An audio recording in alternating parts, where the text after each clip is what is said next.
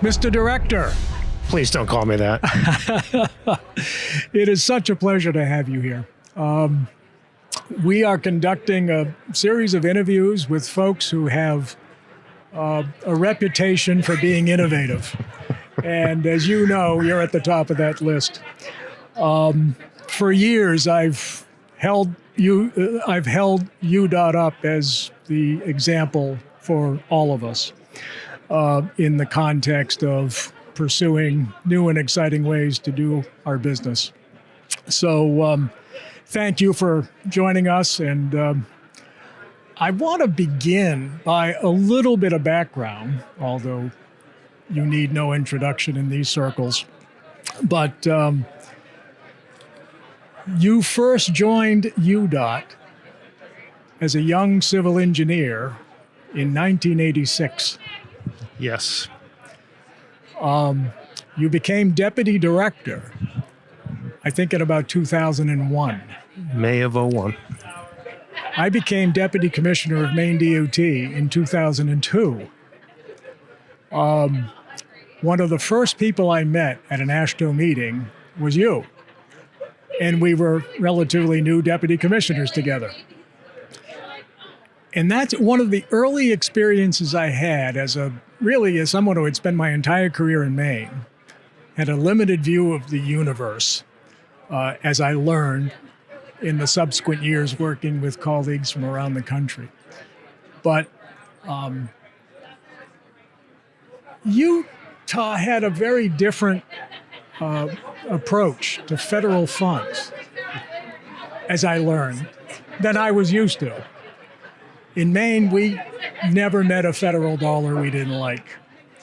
But your organization is among one of the lower states in terms of the percentage of your capital program that's federal funds. Can you give us a sense of how you make all that work? And you're also a terrific advocate for the bipartisan infrastructure bill, or IIJA. Absolutely. So the role of the federal government, federal money in a state like yours. Well, there is a role for federal money because there's a role for the federal government in transportation. Transportation supports our country. And I think we have not done a good job in this country of helping our public understand the fundamental role, the foundational role that transportation plays to support our country and the quality of life that we all experience, the economy that we all experience. I think we all just assume the United States is exceptional, and maybe it's a God-given right that we're exceptional, but that may be, but I believe it's more because the people that came before us built that foundation, and transportation is one of those critical foundations that supports everything that we're all about here in this United States. So I believe strongly in the federal role in transportation, but we have done a terrible job of articulating what that federal role is. You know, as soon as we start talking about programs or talking about pavement smoothness or bridge sufficiency ratings, we lose everybody. We need to be much clearer about what that purpose is, the why in transportation. And so for us in Utah, we've been able to build, and I say our currency is trust.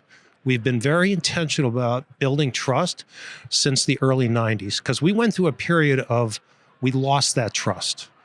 I remember back in the late 80s, there was a headline in the news that said UDOT is $40 million in the red.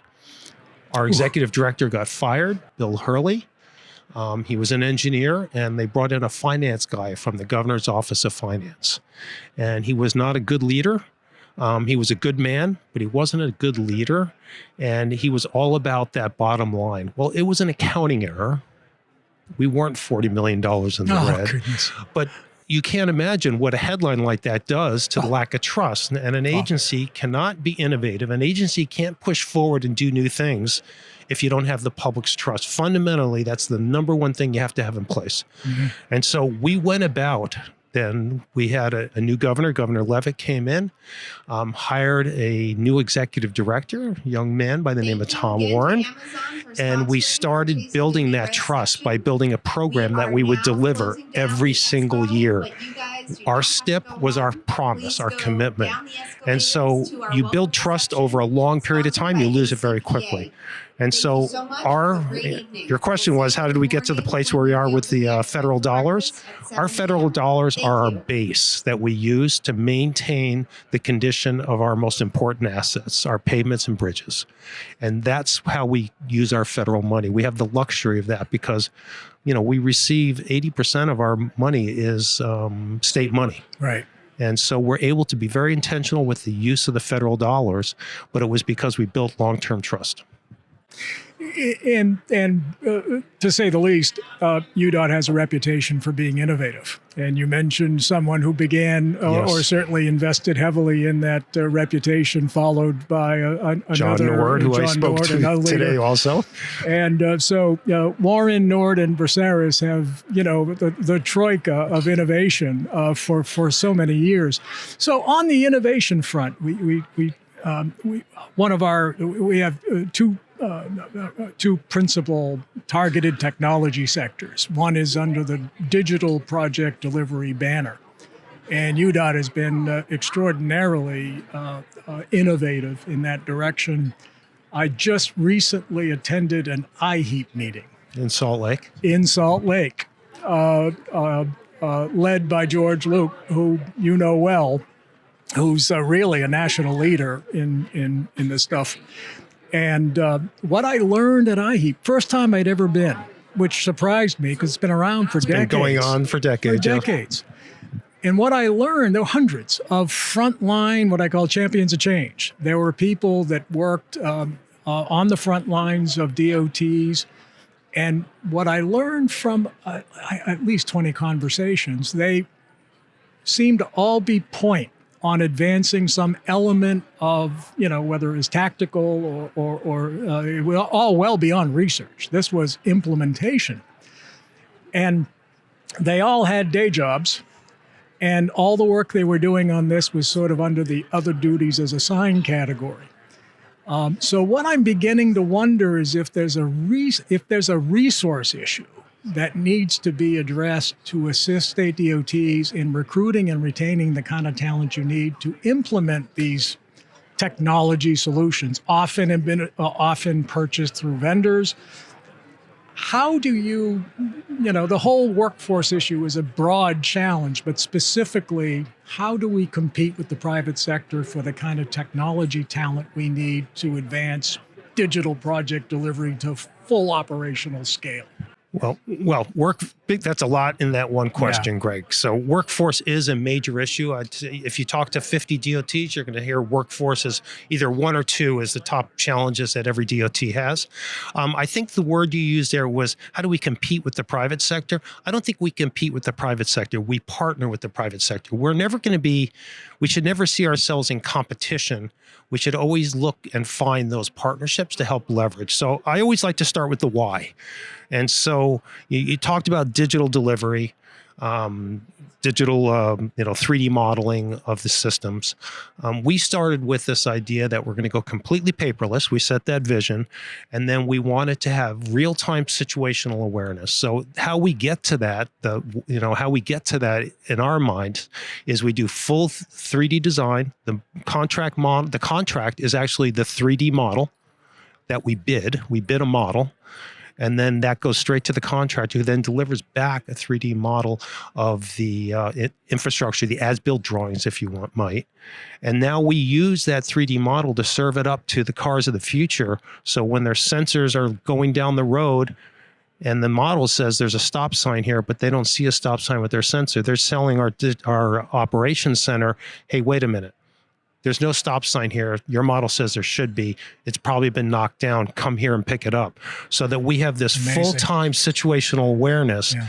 And our job not only is maintaining pavements and bridges, but we're maintaining this 3D model so that it's a live, living document.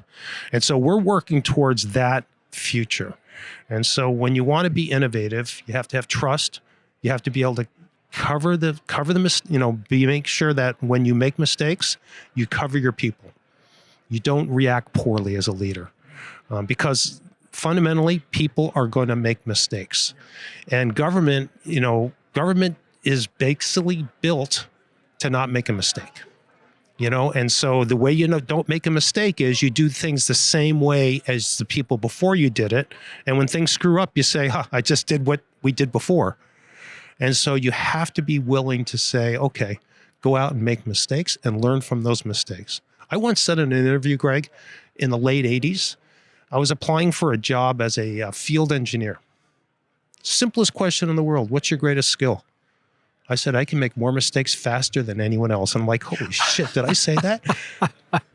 Can I say that on this show? You can. And then I quickly said, but I won't make the same mistake twice. I am fed up with people that don't make decisions and are unwilling to try something new. I used to have a button. I lost the button, but it was this red circle with a cross through it and says, it's the way we do things around here.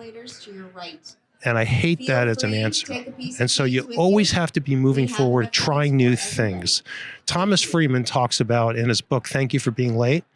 Great book. It is. All of our leaders, all of our leaders at UDOT have read that book because it gives you the sense of urgency of us needing to move forward quickly. Dynamic stability. When you ride a bike, I remember the day my mother took the training wheels off my bike. The key to not falling over is moving forward quickly. You run a rapid in a canoe, Greg. You've been in canoes before. Maine has lots of rivers. We do. You need to be paddling forward always. DOTs, world's changing fast. It's moving around us just like a current. You have to be moving forward quickly, changing and constantly innovating. Otherwise, you're irrelevant. It's so important that you accept mistakes, but you are always pushing forward and learning from those mistakes.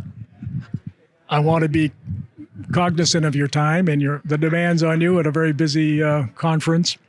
Because I could go on for hours, you can tell. We could do this a long time. I want to kind of close with what we've introduced an overarching question.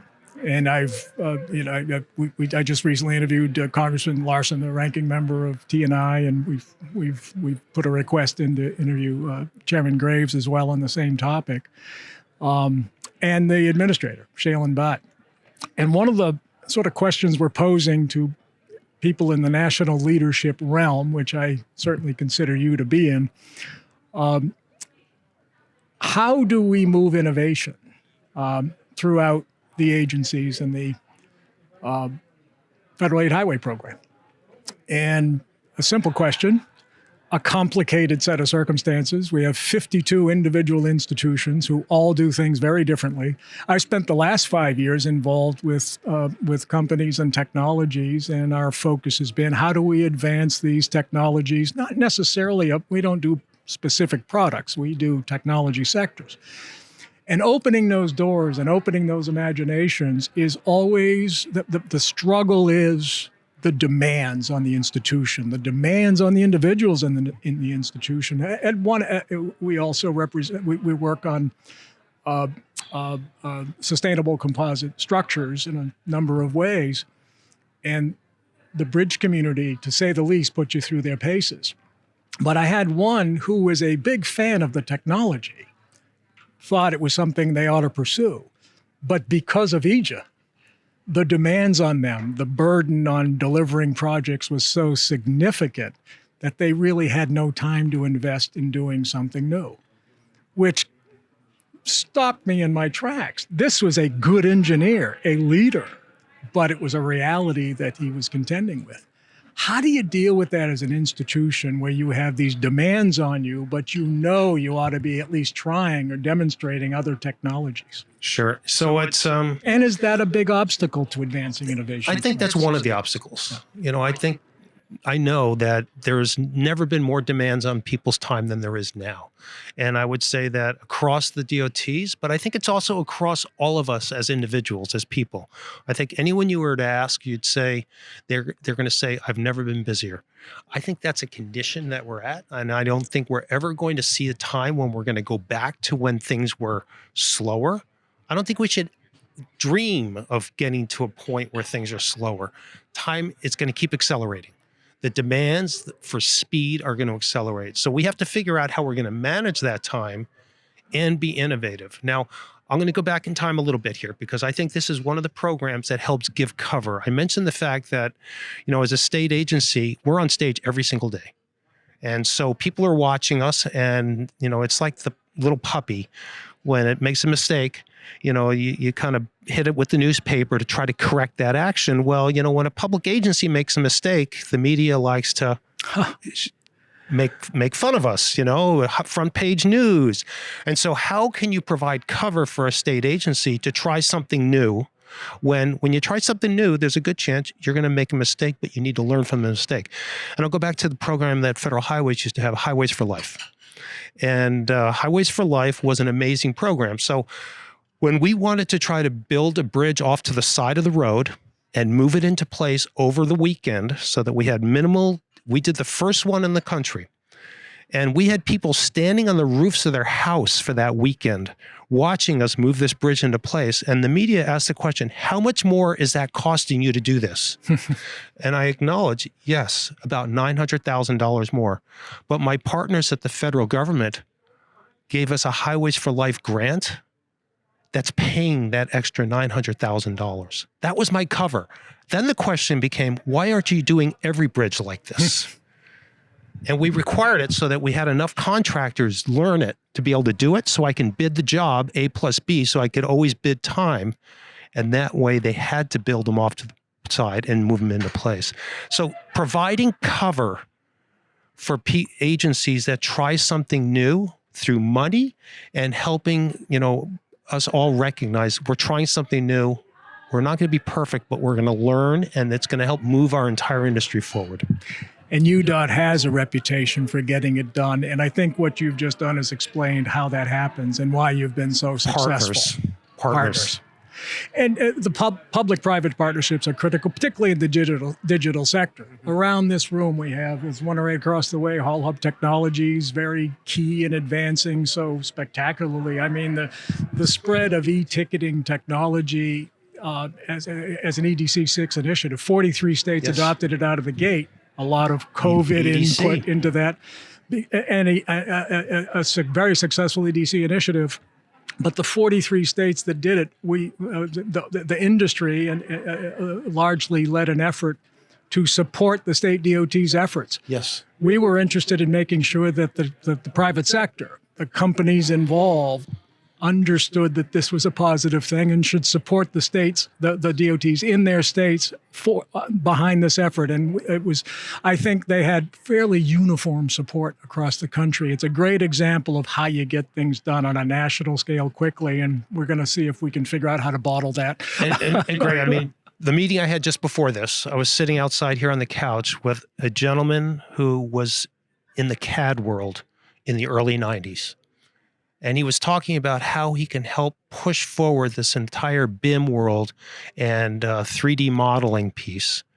And he says, yeah, back in the 90s, we were trying to figure out how to implement CAD, computer-aided design and drafting, 2D. And now here we are, 30 years, 25 years later? But that's how this industry is. It's working with the private sector and with all levels of government to help move things forward, because together we can do it. And with the pace of change in technology, we have to have those partnerships because we can't do it internally anymore. The public's moving fast. We have to move as fast. Yeah. I've got to thank you, Mr. Director, Please, and Greg. my friend Carlos for joining me in this conversation. It's our hope to continue to have conversations like this, celebrating the success of organizations like yours who have really set the standard for how you advance and deploy innovation. So thank you for sharing some of those thoughts with us, and keep up the good work. Thank you very much, Greg.